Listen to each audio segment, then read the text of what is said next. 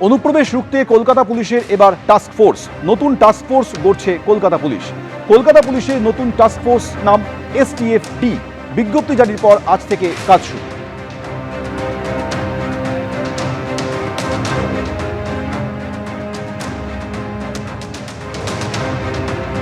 এবার NIA এর আদলে SIA গঠন করবে রাজ্য। পোস্ট অমিত শাহ।